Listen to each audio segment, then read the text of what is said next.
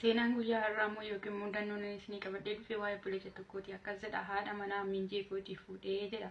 Safuudha jechaa seenaa kana mee wal wajjiniin haa dhaggeeffannu. San booda yaada keessan koomentii jalatti naa kennuun hin irraanfatinaa. Sheer kooppii linkii gochuudhaan immoo na jajjabeessaa. Warri seenaa keessan naa barreessitanii na biraa qabdan immoo Waaqayyoon na gargaare hunduma keessaniif warra barumsa barsiisa jedhee yaade hunduma keessaniif nan dubbisa. Eebbifama. Gooftaan isin haa eebbisu. Haadha manaan minjee kootii fuudhee jedha. Nagaa Waaqayyoo siif haa baay'atu Dibooraa. Akkam jirta nagaa keetii? Ani nagaadha galata Waaqayyoo. Inni guulii fuudhe dhakaa nama yaadachiisaa jedha Oromoon gaafa mammaaku. Ani seenaa ati guyyaadhaan dhalootaaf qoodduu ilaalini. Anis maaf seenaa koo hin barreessineef maafan immoo yaada koo kana dhalootaaf hin barsiisne jedheen keessa koo bulee yaada kana keessa kootti erga bulchee erga yaadeen boodatti seenaa kana si barreessuudhaaf taa'e. Seenaa kana gaafa si barreessu harki koo hollachaa dafqaan daftara koo balleechaa imimmaan koo cobsaan seenaa kana si barreessaara. Seenaan kun barumsa guddaa qaba. Namoonni baay'een isirraa baratu. Safuudha jechaas immoo akka isaan dhaggeeffatanii shakkii tokkoon qabu. Dibooraa koo ani seenaan kiyya asirraa jalqaba.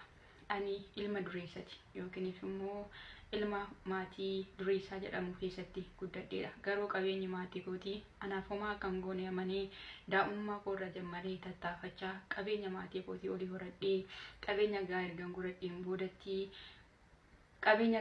godhadheen boodatti haati manaa akkana barbaachistu yookiin immoo gargaartuu yookiin foon koo kan taate akka ishiin na barbaachistu na yaade. Gaafa kana mijayyoo biyya keenyarraa kiiloomeetira xinnooma fagaattu tokko jaalallee irraa na qabe. Jaalalli kaawwan ijaan nama qaba, kaawwan dubbiidhaan, kaawwan immoo namaan, kaawwan immoo walitti dhufeenya hiriyyummaatti ni mitire. Anis akka carraa ta'ee minjee ta'ee sargii nama tokkoo deeme. Gaafan sargii nama kanaa deemu intala bareedduu kanan arge. Gaafan argu baay'uma ishii keessa koo waan bultee fi karaa sargii ittiin deeme yookiin minjee ta'ee ittiin deeme sanirraan barbaadeen silkii ishee argadhe. Lakkaa isheen abbaa manaa qabdi turte. Ana akka isheen abbaa manaa qabdu hin beeku waan ta'eef gaaffii jaalalaa gaafa dhiyeessuu fi ishiinaan jette. Hiriyyaan isheen jaalattee jirtu immoo mucaa biyya kootii yookiin immoo biyyee daakee wajjiniin guddadhee ollaa koo kan jiru tattaafachaa kana wajjin guddadhee ani baay'ee kanan isa jaaladhu inni immoo baay'ee kan na jibbuudha. Yeroodhaaf garuu waan baay'ee na jaalatu natti fakkaata ture. Albee qaraa jennaani addisiin moofaa hin karakkaraa akkuma jedhame baay'ee qaruuxee fi baay'ee nama ajaa'ibaa wayii ture. Ani garuu isa natti fakkaanne ture. Gaafa kana isheenis ishii jettee jaalala koo gaafa ishii fudhattu ani dhaqeen micoon akkanaa kun ishiinaa jetteemsi jedhee suuraa ishiitti argisiisa. Waaw baay'ee bareeddi jedhee na ajajuu jammare. Yeroo dheeraa siin kennineef waan ta'eef turtii ji'a jaha gidduutti haadha manaa koo akka ishiin naa taatuuf jaarsa ergadhee waan hundumti erga xumurameen boodatti sargii godhee dikkisee na fuudhe. Gaafa sargii godhadhu hiriyaa koo kuni minjee jalqabaa ture. Anaaf minjee ishiidhaaf immoo abbaa manaati. Safuudha jedhami. Kuni safuudha. Inni narra ga'e kun nama hundumarra akka hin geenyeef kadhata koo yeroo hundumaati. Ani garuu har'aa sammuu koos nagaa koos dhabeen jira waan ta'eef namni akkana hin taanee fi abdii guutuu qaba.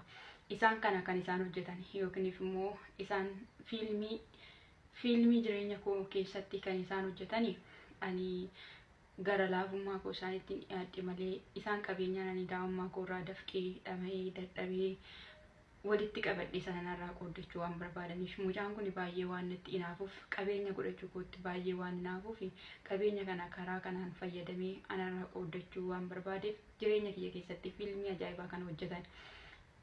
Ergan fuudhee ji'a jaha wajjiniin tureen boodatti yeroo baay'ee odoo isa bira hin gahin yeroo baay'ee namni oduu garaagaraa natti hima. Yeroo ani manaa bahee dhokatee akka inni mana koo dhufu natti himu turan. Anis hiriyaa kootii yookiin immoo ishiidhaan min jedha waan ta'eef waan namaatti isa hiishakkine ture. Ishiis immoo baay'ee waan inni ishii jaaladhuu fi baay'ee akkana jaalattus waan natti himtuu fi homaatti ishii shakkuu hin dandeenye. Yeroo baay'ee dhala osoo godhannee maal qabaa jedhee yoo nani gaafadhe xinnoo ishii boqonnaa naaf kenne. Waggaa tokko yoo guunne dhala godhachuu ni dandeenya. Har'a garuu ganaa erga ol fuunee ji'a jaha guutuudhaaf jirra naan jetti. Anis immoo fedhii ishiitiin ala homaa gochuu waan hin dandeenyeef yeroo kenneefiin yeruma sitti toletti ishii jedhaan. Sababni isaa qabeenya yoo ta'e ganaa hojjennan jennu qabeenya godhannee irra waan ta'eef gaafa ji'a jaha guuttu garuu ani si hiikuun barbaada anaan jette. Maalin balleechee maalin godhe gaafa nani jedhuuni lakki ani si wajjin jiraachuun barbaadu. Ani nama akka keetiif hin ta'u naan jettee natti haasa'u jammarte. Maalidhaaf jedheen anis hiriyoota ishii yookiin miinjeewwan ishii hunduma isaatti ergee gaafan gaafachiisu homa rakkina tokkoyyuu akka hin jirre hubachiiste. Ani lakki jennaan mana gadhiistee deemtee na kassastee gaafa ani jedhee duuban qoradhu ishiin lakka abbaa manaa ishiitii walii galteetti kan ishii fiilmii jireenya koo keessatti hojjette. Qabeenya koo sana qooddattee deemuuf waan yaaddee fi malee haadha manaa naa ta'uu fi miti kan ishiin jireenya keessa kiyya keessa galte. Safuudha. Bara kana keessa namni ijji isaa namarra osoo hin taane birrii irra jira.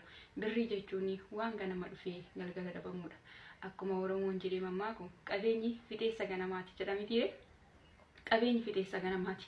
Ani har'a makiinaa tokko qaba, mana qaba, qabeenya na barbaachisu hunduma qaba. Makiinas manas qabeenya keessan hunduma osoo itti kenneefi ani zeeroo irraa takka jedhee birrii 100 takka irraa jalqabee hojjedhe waggaa har'aatti qabeenya narra shidhaa kenne kana deeffachuu nan danda'a. Sababbiin isaa waan qaba akka itti hojjetanii fidanis beeka. Waaqa koos immoo baay'ee namana. Dhugaa ani abdiin kee yeroo hundumaa nama miti waaqayyoodha waan ta'eef kanaafan duwwaa irraa ka'ee guyyaa kaleeyyuu har'a ga'e. Har'as duwwaa irraa ka'ee lafa na ga'uu nan danda'a. Garuu xiiqii keessa waan na galchaniif qabeenya tokko akka isheen hin arganne ishee godheera. Qabeenya tokko akka hin arganne ishee godheera. Qabeenyaan qabu hunduma isaa karaa abbaa kootti joorsee ofii koof homaa kan qabne birrii 10,000 bichaa akkaawuntii koo irraa kan qabu akkaawuntii koo irratti ishiidhaaf gateera. Sababni isaa jalqabumaayyuu gaafan samaanaa ishiidhaa godhu waaqayyoon warraamummaa koof fayyaalummaa koo yookiin immoo garaa koo argee waan hunduma akkan ishii uffadhu na godhe natti fakkaata. Homaa ishiidhaaf iffarramne gaafa nani ishiidhaaf waa godhu qabeenya gaayilaan duraa malee qabeenya gaayilaan boodaa achirratti iffarramneef yookiin immoo ulii sana keessa ishiidhaan galchine ture. Qabeenya gaayilaan boodaa sana hunduma isaa waan ittiin na gaafattu waan hin qabneef erga qabeenya gaayila keessa galee qabeenya nu godhanne immoo 10,000 bichaadha jechuudhaan firdi beekdhaaf ishii dhiyeesse. 5,000 ishii fudhattee jireenya koo keessaa baate. Argitanii ani ishii jireenya koo keessaa baate miti kana nani baay'ee isaatti gadde. Jireenya dhala namaa kanatu na ajaa'ibe malee dhalli namaa caakkaa hin galle malee bineensa ta'eera. Mee yaada bakka koo osoo buutanii yookiin immoo odoo si ta'e hoo maal goota? Odoo si ta'e mee maal goota? Maal ishii rangeessa? Maal irraa rangeessa? Koomentii jalatti yaada keessan naa kaa'aa.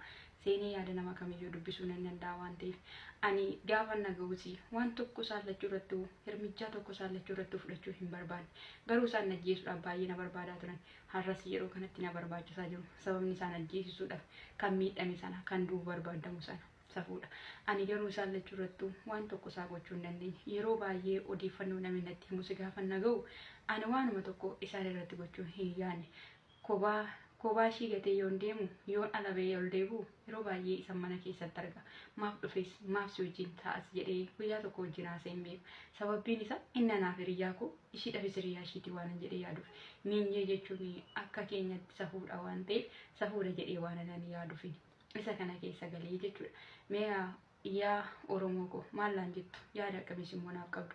Har'a garuu xiinsammuun koo baay'ee na goddaamee nama amanuu dadhabee mudannoon kun erga na ragee waggaa tokko darbeera. Waggaa tokkoon duraadha. Har'a garuu hamma ammaatti nama kamuu amanee jaalala jalqabuuf na sodaadha. Lapheen koos baay'ee miidhameera. Baay'uma isaan cabeera. Sababni isaa nama jedhanii kan itti hiiqanii erga bineensa ta'e namni baay'een eega gogaa hoolaa uffatee yeeyyiin baay'een eega namoota keessa jiraachuu jalqabe akkam goonee nama amanu. Mee maallaan jettu akkamittiinis immoo nama amanuu danda'a? Yaada keessan koomentii jala naaf kaa'aa. Carraa kana waan naa kenniteef guddaa galatoomi. Baay'ee si jaaladha. Hojiin kee fi yaadni kee baay'ee natti tola. Jabaadhutti nuuf ufi. Jajjabeeffamuu qabda. Garuu waan isin jedhu tokko yoon qabaadhee Dibooraa namarraa cimsiitee of eegi. Baay'ee narras jaalata sitti fakkaachuu danda'a. Nama baay'ee ilkaan isaatu adiidha malee garaan isaa gurraacha sababbii ta'ee fi galatoomii jedhe obboleechi keenya kun yaada isaa akkas bareedaa kana nuuf kenna. Koomentii jalatti yaada keessan kennaafi. Homaa jechuun hin dandeenye jechuudha. Karaa keessaa WhatsAppidhaan kan inni naa barreesse sagalees qabuuf hin dandeenye. Sababbiin isaa maal jedhee akka hin jajjabeessu waan hin beekneef. Isinii galee maal jedhee akka itti dubbadhu waan hin beekneef. Bara kana keessa namni jireenya isaa akkamittiin akka inni wareegaa jiru jireenya isaa maaliif akka dabarsee kennaa jiru gaafa yaadu xiinsammuu kooti wal ta'a. Nama amanuu jechuun maal akka ta'etu na dhibaa jira jechuudha. Kanaaf yaada keessan koomentii irratti barreessaa fi eebbifamaa shaalom. Guyyaa gaarii turtii gaarii warri yaada keessan qabdan immoo yaada keessan naan ga'uun irraa fatinaa shaalom.